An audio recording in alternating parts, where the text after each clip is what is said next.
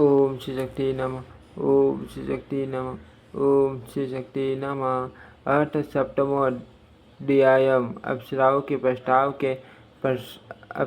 प्रस्ताव से नारायण के मन में ऊहापोह और नरक का उन्हें समझाना तथा अहंकार के कारण प्रहलाद के साथ हुए युद्ध का स्मरण कराना। व्यास जी बोले, उन देवगणों का वचन सुनकर धर्मपुत्र प्रतापी नारायण अपने मन में विचार करने लगे कि इस समय आपको क्या करना चाहिए। यदि मैं इस समय विषय भोग में लिप्त होता हूँ तो मुनि समुदाय में उपासक का पात्र बनूंगा। अहंकार से ही मुझे यह दुख प्राप्त हुआ है, इसमें कोई संशय नहीं है। धर्म के विनाश का मूल तथा प्रधान कारण अहंकार है। अर्थ महात्माओं ने उसे संचार रूपी वश का मूल कहा है। इन वारंगाओं के समूह को आया हुआ देखकर मैं मौन धारण कर स्थित नहीं रह सकता और प्रसन्नतापूर्वक मैंने इनसे वार्तालाप किया। इसीलिए मैं दुख का भाजन हुआ। अपने धर्म का व्यय करके मैंने उन उर्वशी आदि स्त्रियों की व्यर्थ रचना की। ये कामार्थ अप्सराएं मेरी तपस्या में विघ्न डालने में पर्वत हैं। मकड़ियों के द्वारा बनाए गए जाल की भांति अपने ही द्वारा उत्पादित सुदूर जाल में मैं पूरी तरह फंस गया हूँ। अब मुझे क्या करना चाहिए। यदि चिंता छोड़ के इन स्त्रियों को अस्वीकार कर देता हूँ तो अपना मनोरथ निष्फल हुआ पाकर ये भ्रष्ट स्त्रियाँ मुझे साफ देकर चली जाएगी। तब इनसे छुटकारा पाकर मैं निर्जन स्थान में कठोर तप करूँगा। अतएव क्रोध उत्पन्न करके मैं इनका परित्याग कर दूंगा। व्यास जी बोले, मुनि नारायण ने ऐसा निश्चय करके अपने मन में विचार किया कि सुख प्राप्ति के समस्त साधनों में अहंकार के बाद यह क्रोध दूसरा प्रबल शत्रु है जो अत्यंत कष्ट प्रदान करता है। यह क्रोध संसार में काम तथा लोभ से भी अधिक भयंकर है। क्रोध के वशीभूत प्राणी प्राणघातक हिंसा तक कर डालता है। जो हिंसा सभी प्राणियों के लिए दुखदायिनी तथा नरक रूपी बगीचे की बावली के टोले हैं। जिस प्रकार वृक्षों के परस्पर घर्षण से उत्पन्न अग्नि वृक्ष को ही जला डालती है, उसी प्रकार शरीर से उत्पन्न भीषण क्रोध उसी शरीर को जला डालता है। व्यास जी बोले, इस प्रकार खीन मनस्क होकर चिंतन करते हुए अपने भाई नारायण से उनके लघु भ्राता धर्मपुत्र नर ने ये तथ्यपूर्ण वचन कहा। नर बोले, हे नारायण, हे महाभाग, हे महामते, आप क्रोध का त्याग कीजिए और शांत भाव का आश्रय लेकर इस प्रबल अहंकार का नाश कीजिए, क्योंकि पूरे समय में इसी अहंकार के दोष से हम दोनों का तप विनष्ट हो गया था। अहंकार तथा क्रोध इन्हीं दोनों भावों के कारण हम लोग असुरराज प्रहलाद के साथ 1000 दिव्य वर्षों तक अत्यंत अद्भुत युद्ध करना पड़ा था। हे सूर्यश्रेष्ठ, उस युद्ध में हम दोनों को महान क्लेश मिला था। अतः हे मुनिवर, आप क्रोध का परित्याग करके शांत हो जाइए। मुनियों ने शांति को तपस्या का मूल बतलाया है। व्यास जी बोले, उनकी यह बात सुनकर धर्मपुत्र नारायण शांत हो गए। जन्मेजय बोले, हे मुनिश्रेष्ठ, मेरे मन में ये संदेह उत्पन्न हो गया कि शांत स्वभाव वाले विष्णु भक्त महात्मा प्रहलाद ने पूर्व काल में यह युद्ध क्यों किया और ऋषि नर नारायण ने भी संग्राम क्यों किया। धर्मपुत्र नर नारायण ये दोनों ही अत्यंत शांत स्वभाव वाले तपस्वी थे। ऐसी स्थिति में दैत्य पुत्र प्रहलाद तथा उन दोनों ऋषियों का संपर्क कैसे हुआ। प्रहलाद भी अत्यंत धर्मपरायण ज्ञान संपन्न तथा विष्णु भक्त थे। तब महात्मा प्रहलाद ने उन ऋषियों के साथ युद्ध क्यों किया। तपस्वी नर नारायण भी प्रहलाद की भांति सात्विक भाव से संपन्न थे। उन दोनों ऋषियों तथा प्रहलाद में यदि परस्पर वैर उत्पन्न हो गया तो फिर उनकी तपस्या तथा धर्माचरण के पालन में केवल परिचय भी उनके हाथ लगा। उस सतयुग में भी उनके जप तथा घोर तप कहाँ चले गए थे। वैसे वे महात्मा भी क्रोध और अहंकार से भरे अपने मन को वश में नहीं कर सके। अहंकार रूपी बीज के अंकुरित हुए बिना क्रोध तथा मात्सर्य उत्पन्न नहीं होते। ये निश्चित है कि काम क्रोध आदि अहंकार से ही उत्पन्न होते हैं। 1000 करोड़ वर्षों तक घोर तपस्या करने के पश्चात भी यदि अहंकार का अंकुरण हुआ तो फिर सब कुछ निरर्थक हो जाता है। जिस प्रकार सूर्योदय होने पर अंधकार नहीं ठहरता, उसी प्रकार अहंकार रूपी अंकुर के समक्ष पुण्य नहीं ठहर पाता। हे महाभाग, प्रहलाद ने भी भगवान नर नारायण के साथ संग्राम किया, जिसके कारण पृथ्वी पर उनके द्वारा अर्जित समस्त पुण्य व्यर्थ हो गया।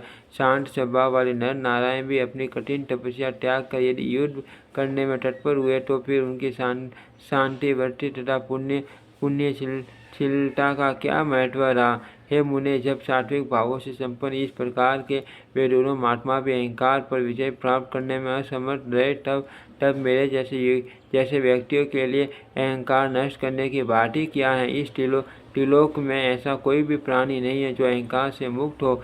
इसी तरह ऐसा कोई भी न तो हुआ है और न होगा जो अहंकार से पूर्णतः मुक्त हो। कांच तथा लोहे की जंजीर में बंधा हुआ व्यक्ति बंधन मुक्त हो सकता है, किंतु अहंकार से बंधा हुआ व्यक्ति कभी नहीं छोड़ सकता। यह संपूर्ण चराचर जगत अहंकार से व्याप्त है। अहंकारी मनुष्य मल मूत्र से प्रदूषित इस संसार में चक्कर काटता रहता है, तो फिर इस मोहसन संसार में ब्रह्म ज्ञान की कल्पना ही कहाँ रह गई। हे सुव्रत, मुझे तो मीमांसकों का कर्म सिद्धांत ही उचित प्रतीत होता है। हे मुने, जब मान से मान लोग भी काम क्रोध आदि से सदा ग्रस्त रहते हैं, तब हे मुनि से इस कलयुग में मुझ जैसे लोगों की बात ही क्या। व्यास जी बोले, हे भारत, जन्मेजय कारण से कार्य भिन्न कैसे हो सकता है। कड़ा तथा कुंडल आकार में भिन्न होते हुए भी शरीर के सदस्य होते हैं। चराचर से समस्त ब्रह्मांड अहंकार से उत्पन्न हुआ है। धागे से निर्मित होने के कारण वस्त्र उसके अधीन कहा गया है। अतः वस्त्र रूपधारी कार्य तंतु रूपी कारण से पृथक कैसे रह सकता है। जब माया के तीनों गुणों द्वारा ही तिनके से लेकर पर्वत तक स्थावर जंगमात्मक ये संपूर्ण ब्रह्मांड विरचित है, तब सृष्टि के विषय में खेद किस बात का। हे नरश्रेष्ठ, ब्रह्मा विष्णु तथा शिव भी अहंकार से मोहित होकर इस अत्यंत अगाध संसार में भ्रमण करते रहते हैं। वशिष्ठ, नारद आदि ब्रह्म ज्ञानी मुनिगण भी अहंकार के वशवर्ती होकर इस संसार में बार बार आते जाते रहते हैं।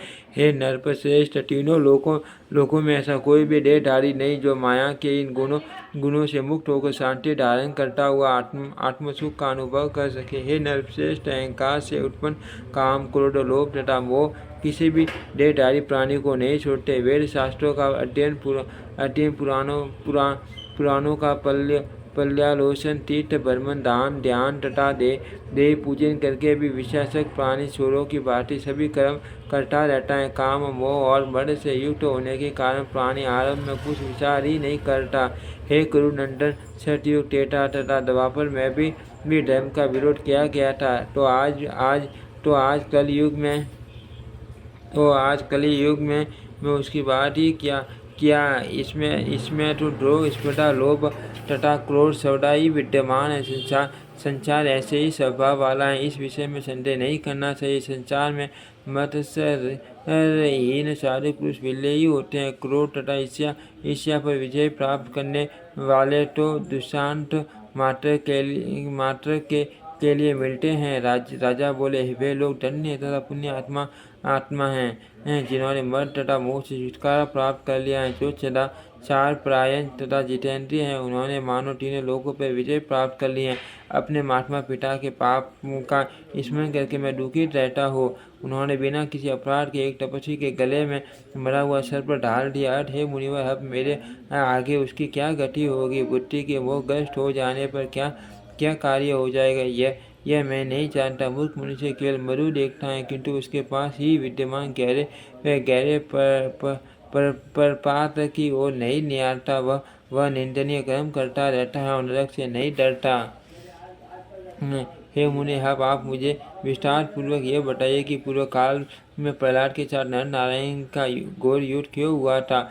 प्रहलाद पाताल लोक से सारस्वत स्मार्ट तीर्थ पवित्र बद्रिकाश्रम में कैसे पहुँचे, यह भी मुझे बताइए। शांत स्वभाव वाले मुनिश्रेष्ठ नर नारायण तो महान तपस्वी थे, तब हे नारद, उन दोनों के प्रहलाद के साथ युद्ध किस कारण से किया।